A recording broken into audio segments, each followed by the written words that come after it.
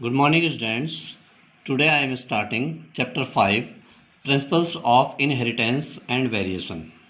In this chapter, today I will teach basic concept of the chapter and variation. आज हम पढ़ेंगे वंशागति और विभिन्नता के सिद्धांत। सबसे पहले हम बात करते हैं इस चैप्टर के की शुरुआत बेसिक कंसेप्ट के बारे में हम शुरुआत करते हैं। जब शुरुआत हुई थी विज्ञान के खोजों की, जब शुरुआत हो रही थी तो सबसे पहले जो है जो दार्शनिक होते थे, फिलोसफर जो होते थे, वही जो है विज्ञान के बारे में कुछ कह देते थे। तो सबसे पहले जब शुरुआत हुई थी तो अरस्तु और पाइथागोरस जैसे दार्शनिक ने जो है आनुवंशिकी पर अपने विचार रखे। धीरे धीरे जो है बात आगे बढ़ी और इस क्षेत्र में जो सबसे ज़्यादा और एक आश्चर्यजनक जो घटना हुई और जो प्रयोग जिनके द्वारा किए गए वो थे Gregor John Mendel. Gregor John Mendel ने सर्वप्रथम सबसे ज़्यादा मात्रा में आनुवंशिकी के आधार पर प्रयोग प्रतिपादित किए और उन प्रयोगों के आधार पर मेंडल को आनुवंशिकी का जनक कहा जाता है, फादर ऑफ द जेनेटिक्स इनको कहा जाता है। अब हम बात करते हैं आनुवंशिकता कि व्हाट इज हेरिडिटी। हेरिडिटी क्या होती है? जब जीव प्रजनन करता है तो प्रजनन के दौरान जो उसके जो भी गैमेट्स होते हैं, युग्मकों का जो संलयन होता है, उस दौरान माता और पिता से जो प्राप्त लक्षण होते हैं उन लक्षणों की वंशागति होती है और ये लक्षण पीढ़ी दर पीढ़ी आगे बढ़ते हैं। तो जो लक्षण एक पीढ़ी से दूसरी पीढ़ी में हस्तांतरित होते हैं उन लक्षणों को आनुवंशिक लक्षण या हेरिडिटरी कैरेक्टर्स कहा जाता है। इन लक्षणों का एक पीढ़ी से दूसरी पीढ़ी संचरण होने की जो घटना होती है उस घटना को आनुवंशिकता या आनुवंशिकी हेरिडिटी उसको कहा जाता है। और आनुवंशिकी की वह जो विज्ञान की वह शाखा जिसके अंतर्गत हम आनुवंशिकता, आनुवंशिकी और इन सब घटनाओं के बारे में अध्ययन करते हैं या आनुवंशिक लक्षणों के बारे में अध्ययन करते हैं, उसको जो है उस शाखा को जेनेटिक्स या आनुवंशिकी उसको बोला जाता है। एक अलग ही शाखा है ये जीव विज्ञान की है। इसमें जो है जो जेनेटिक्स शब्द है इसका प्रयोग सबसे पहले 1905 में डब्ल्यू बैटसन के द्वारा इसका शब्द को प्रतिपादित किया गया था। और जेनेटिक्स जो शब्द है वो ग्रीक वर्ड से लिया गया है, जेनेसिस। जेनेसिस से इसको लिया गया है और जेनेसिस का अर्थ होता है टू बी या टू ग्रो, वृद्धि करना या होना। तो जो हो रहा है, जो चीज़ें हो रही है उसको जेनेसिस कहा जाता है और उसी आधार पर जेनेटिक्स लिया गया। अब हम शुरुआत करते हैं विभिन्नताएं।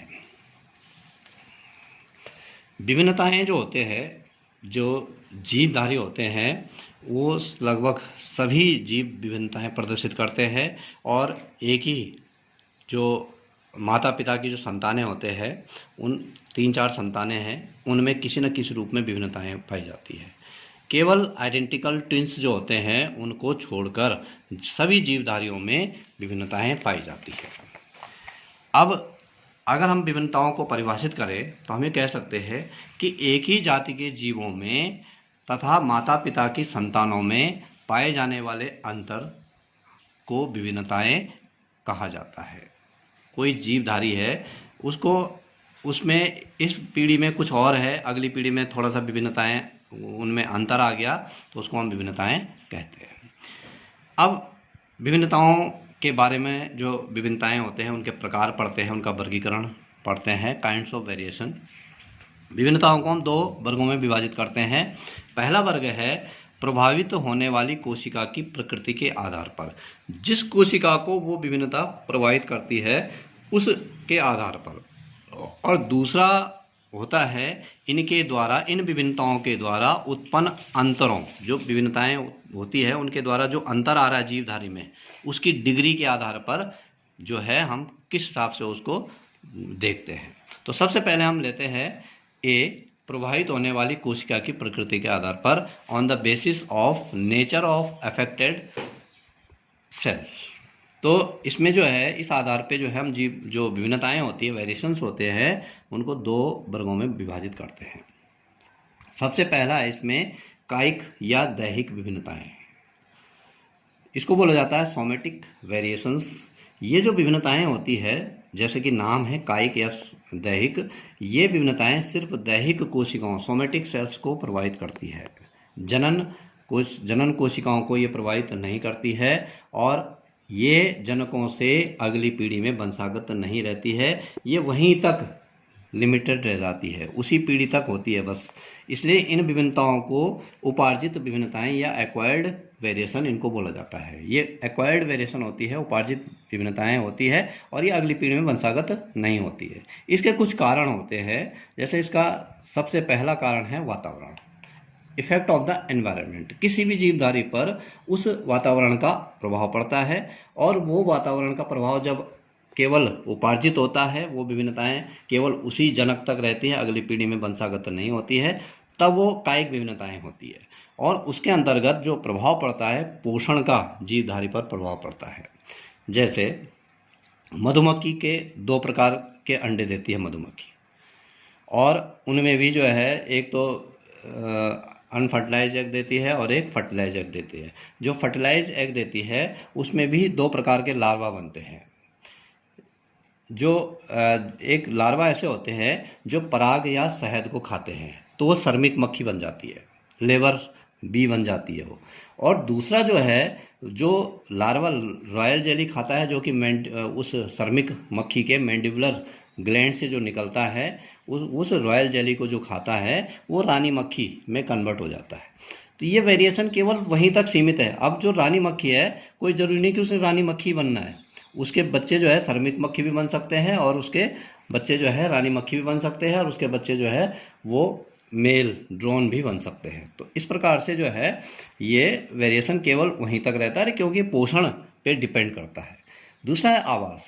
आवास के आधार पर भी विभिन्नताएं उत्पन्न होती है।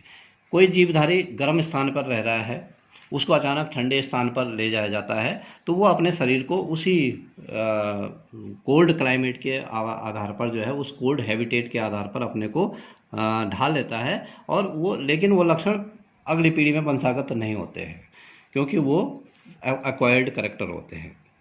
तो इस प्रकार से दूसरा है इसमें वातावरण के अलावा अंगों का प्रयोग और अनुप्रयोग। कोई जीवधारी जो है जिस अंग का ज़्यादा उपयोग करता है, वो अंग बलिष्ठ हो जाते हैं। जैसे अगर हम बात करते हैं, कोई एक्सरसाइज करते हैं तो उनकी भुजाएं बलवान बन जाती है, लेकिन वो केवल एक्वायर्ड कैरेक्टर होते हैं, वो कैरेक्टर अगली पीढ़ी में वंशागत नहीं होते हैं। तो इस प्रकार से ये कायिक विभिन्नताएं होती है जो कि अगली पीढ़ी में वंशागत नहीं होती है। दूसरी होती है जननिक विभिन्नताएं, जर्मिनल वेरिएशंस इनको बोला जाता है, या ब्लास्टोजेनिक वेरिएशन इनको बोलते हैं। ये जो विभिन्नताएं होती है ये अगली पीढ़ी में वंशागत होती है, नेक्स्ट जनरेशन में ये इनहेरिटेड होती है। और ये विभिन्नताएं जब जीवधारी लेता है, ये ज़्यादातर विभिन्नताएं जननिक कोशिकाओं में विभिन्नताएं घटित होती है, और ये जो अगली पीढ़ी में वंशागत होती है, इसके उदाहरण है जैसे हीमोफिलिया हो गया, ब्लड ग्रुप हो गए, कलर ब्लाइंडनेस हो गया, बार्डनेस गंजापन हो गया, रतौंधी नाइट ब्लाइंडनेस हो गए। ये अगली पीढ़ी में वंशागत होते रहते हैं। इसके जो कारण है, पहला कारण है इसका पुनर्योजन, रिकम्बिनेशन। रिकम्बिनेशन का मतलब होता है कि मेल गैमिट जो होते हैं और फीमेल गैमिट दोनों का रिकम्बिनेशन होता है, उसमें मेल के कैरेक्टर भी आते हैं, फीमेल के कैरेक्टर भी आते हैं। दूसरा इसका मेन वह कारण है गुणसूत्रों की संरचना में बदलाव के कारण। क्रोमोजोमल म्यूटेशन भी हो सकता है, क्रोमोजोमल वेरिएशन भी हो सकता है, उसके अंदर जो केमिकल चेंजेस, उसके अंदर न्यूक्लियोटाइड या न्यूक्लियोसाइड इनमें चेंज आ सकता है, जिसके कारण ये विभिन्नताएं उत्पन्न हो जाती है। तीसरा है इसका कारण बहुगुणिता, पॉलीप्लॉइडी। पॉलीप्लॉइडी की जो घटना होती है, ज़्यादातर ये पौधों में घटित होती है। एक जो वो होता है जायगोट होता है, वो 2 या 3 में डिवाइड हो जाता है और उससे उतने जो है बीज पैदा हो जाते हैं। इसी प्रकार से विकिरण रेडिएशन के द्वारा कहीं से जो है रेडियो एक्टिव रेडिएशन के कांटेक्ट में कोई जीवधारी आ जाता है, तो उसके अंदर म्यूटेशन उत्पन्न हो जाते हैं। म्यूटेशन उसके अंदर उत्पन्न होते हैं, तो वो जो अगली पीढ़ी में वंशागत हो जाते हैं। जैसे नागासाकी और हिरोशिमा में जो परमाणु बम गिराया गया था, उसके कारण म्यूटेशन उत्पन्न हुए और आज भी तीसरी चौथी पीढ़ी में उनके जो बच्चे पैदा होते हैं वो अपंग ही पैदा होते हैं। जीन उत्परिवर्तन भी हो सकता है, जीन म्यूटेशन हो सकता है, जीन में जो है अंतर आ सकता है, जिसके कारण ये जो है जननिक विभिन्नताएं पैदा हो जाती है। और इसका एक कारण और भी है, इसको बोलते हैं द्विकजनकता, डाइमॉर्फिज्म इसको बोलते हैं। और ये द्विकजनकता होता है जैसे मेल और फीमेल का होना, जैसे मनुष्य है, मेल अलग होता है, फीमेल अलग होता है। मेल और फीमेल के जो मेल गैमेट्स होते हैं और फीमेल गैमेट्स होते हैं, उनका फ्यूज़न होता है और उनमें दोनों के कैरेक्टर आते हैं और वो जो नेक्स्ट जनरेशन होती है उसमें विभिन्नताएं उत्पन्न हो जाती है। अब दूसरा है इसमें विभिन्नताओं द्वारा उत्पन्न अंतरों की डिग्री के आधार पर, जो विभिन्नताएं हो रही है उनके द्वारा जो अंतर आ रहा है जीवधारी में, उसकी डिग्री के आधार पर वो अंतर कितना आ रहा है, इस आधार पर हम विभिन्नताओं को दो वर्गों में विभाजित करते हैं।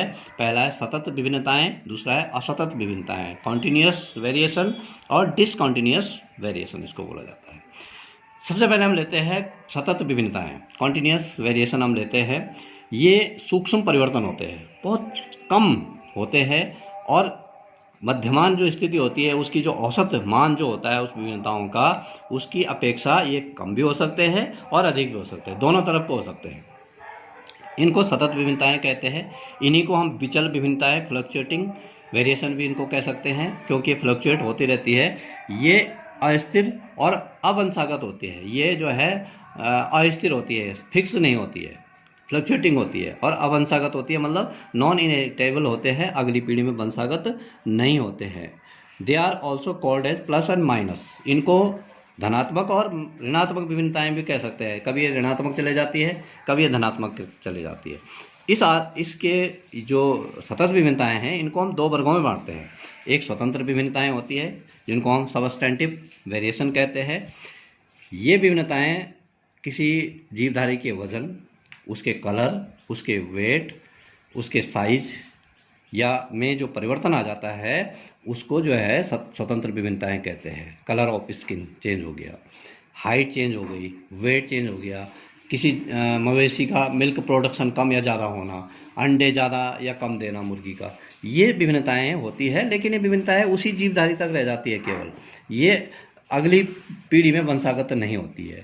दूसरी होती है मेरिस्टिक वेरिएशन। इसी के अंतर्गत मेरिस्टिक वेरिएशन या मेरिस्टिक विभिन्नताएं इनको बोला जाता है। ये जीवधारी के निश्चित भागों में परिवर्तन लाती है। ये विभिन्नताएं निश्चित भाग, जैसे हमें कह सकते हैं जो केंचुए के जो खंड होते हैं वो 100 से और 120 होते हैं। किसी पीढ़ी में वो 110 हो जाएंगे, किसी पीढ़ी में 120 हो जाएंगे, किसी में 115 हो जाएंगे, किसी में वो हो सकता है 100 से थोड़ा कम भी हो जाए। तो ये जो उसके फ्रेगमेंट्स होते हैं अर्थवर्म के, उनकी संख्या में परिवर्तन आ सकता है। जो स्टारफिश होती है उसकी आर्म जो होती है, भुजा जो होती है उसकी संख्या में कमी आ सकती है। जैसे उसमें सामान्यतः 5 भुजाएं पाई जाती है, उसमें 6 भी पाई जा सकती है, 4 भी पाई जा सकती है। ठीक। Number of petals of the flower, जो पुष्प होता है उसके जो दल होते हैं उनकी दलों की संख्या में परिवर्तन आ सकता है। 4 कभी 4 हो सकता है, कभी 5 हो सकते हैं।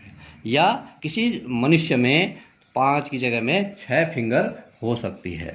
लेकिन ये जो विभिन्नताएं होती है ये सतत के अंतर्गत आती है और ये विभिन्नताएं कभी भी दूसरी पीढ़ी में वंशागत नहीं होती है। अब आते हैं हम असतत विभिन्नताएं, डिसकॉन्टिन्यूअस वेरिएशन। डिसकॉन्टिन्यूअस वेरिएशन जो होती है वो बृहत होती है। पहले वाली जो हमने पढ़ी थी वो सूक्ष्म होती है, ये वाली बृहत होती है और अधिक स्पष्ट होती है, अचानक उत्पन्न होती है और ज़्यादातर म्यूटेशन के कारण उत्पन्न होती है। म्यूटेशन माने होता है अचानक किसी जीवधारी के अंदर कोई परिवर्तन आ जाना, उसको म्यूटेशन कहा जाता है।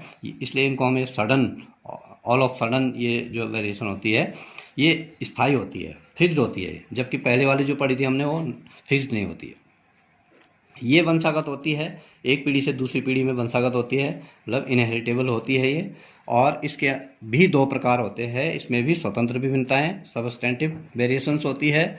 और ये विभिन्नताएं ड्यू टू म्यूटेशन ये विभिन्नताएं क्रिएट होती है।